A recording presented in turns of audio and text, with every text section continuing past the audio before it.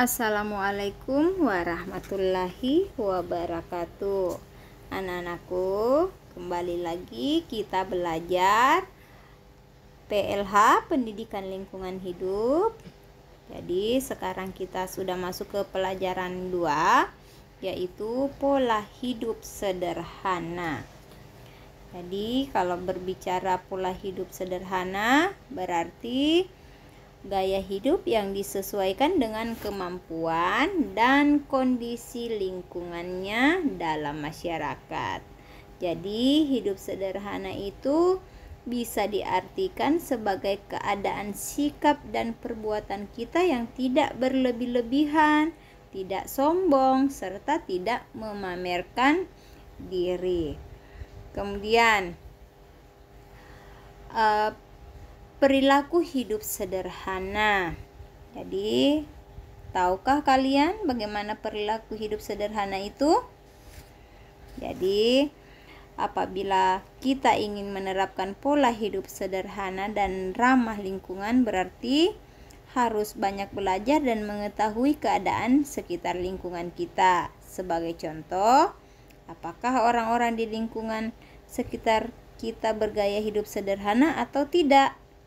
Jika kehidupan yang biasa mereka lakukan menunjukkan sikap dan perilaku sederhana, tentunya kita harus menirunya. Tetapi sebaliknya, jika perilaku dan kehidupannya tidak memperlihatkan pola hidup sederhana, ya kita tidak boleh menirunya.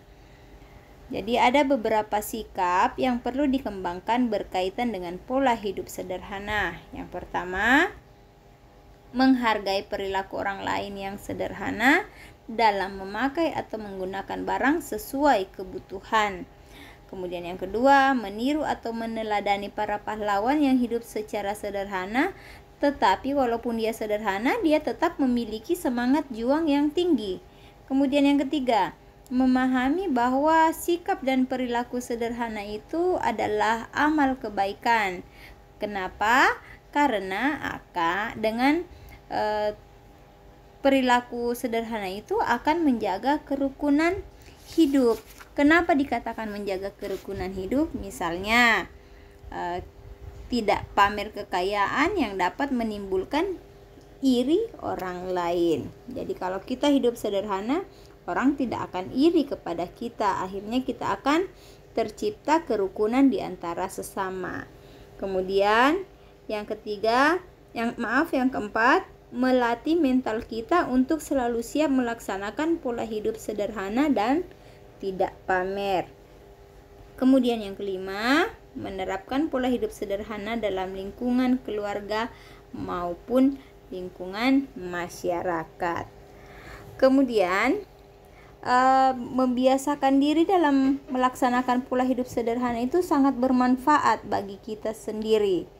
Manfaat yang dapat kita ambil jika kita berperilaku hidup sederhana, diantaranya kita itu bisa terhindar dari hidup boros dan bergaya hidup mewah. Jadi dampak dari penerapan pola hidup sederhana itu dapat dirasakan oleh masyarakat juga. Misalnya, akan tumbuh nilai-nilai kebersamaan atau kegotong royongan.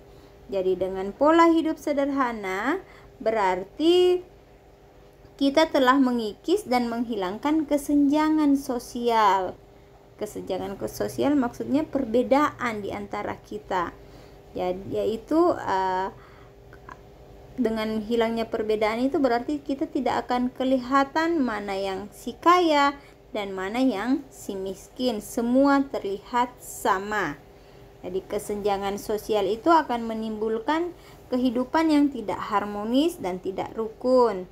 Jika terjadi saling memamerkan kekayaan, maka kehidupan yang rukun dan sudah terjalin dengan baik di masyarakat itu bisa jadi pudar dan berantakan. Kemudian yang ketiga, bagian C, melaksanakan pola hidup sederhana.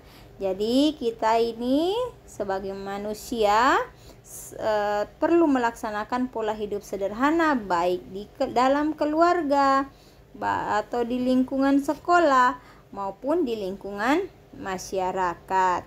Contohnya, pola hidup sederhana di lingkungan keluarga. Jadi pertama, kita menggunakan barang sesuai keperluan dan kebutuhan. Contoh lain lagi, yaitu dengan membiasakan diri menabung atau menyimpan uang jika ada yang sisa. Jangan ada sisa dibuat untuk membeli barang-barang yang tidak terlalu penting. Kemudian yang ketiga, memakai pakaian dan perhiasan secara tidak berlebihan. Kemudian contoh perilaku hidup sederhana di lingkungan sekolah. Yang pertama, contohnya ya, kita tetap memakai seragam dan aksesoris yang sudah ditentukan oleh peraturan sekolah. Kemudian contoh lain lagi yaitu tidak memakai perhiasan yang berlebihan, misalnya cincin, kalung, gelang. Itu tidak usah kita pakai secara berlebihan ke sekolah. Kemudian yang ketiga, contoh perilaku hidup sederhana di lingkungan masyarakat. Misalnya kita punya hajatan atau punya pesta, lakukanlah secara tidak berlebihan. Kemudian yang contoh lain lagi, walaupun kita punya lebih, sebaiknya tidak memamerkan kekayaan atau memamerkan barang-barang yang baru kita beli kepada tetangga. Jadi itulah pokok bahasan hari ini mengenai pola hidup sederhana, mulai dari pengertian pola hidup sederhana, kemudian yang kedua perilaku hidup sederhana, dan yang ketiga melaksanakan pola hidup sederhana. Kemudian kita ini sudah di era globalisasi. Jadi ada dampak positif globalisasi terhadap pola hidup sederhana. Contohnya, sekarang itu masyarakat sudah banyak yang menabung di bank.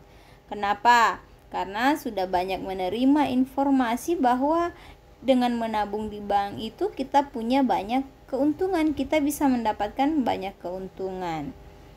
Kemudian selain ada dampak positifnya, ada juga dampak negatifnya. Contohnya, karena sudah era globalisasi, sudah banyak dari luar, barang dari luar, yang banyak iklan-iklan yang menawarkan produk-produk mewah, akhirnya pola hidup kita itu berubah menjadi suka berbelanja karena tertarik oleh iklan-iklan. Itu contoh dampak negatifnya. Jadi itulah penjelasan mengenai pola hidup sederhana. Setelah anak-anakku menyaksikan video ini, mendengarkannya dengan seksama, Ibu Guru punya tugas berdasarkan materi kita hari ini. Ini tugasnya ada 5 nomor. Silahkan anak-anakku mengulang kembali materinya. Bisa juga dibaca di buku yang sudah Ibu Guru bagikan. Jadi Ibu Guru ucapkan selamat belajar, selamat bekerja, dan terima kasih. Wassalamualaikum warahmatullahi wabarakatuh.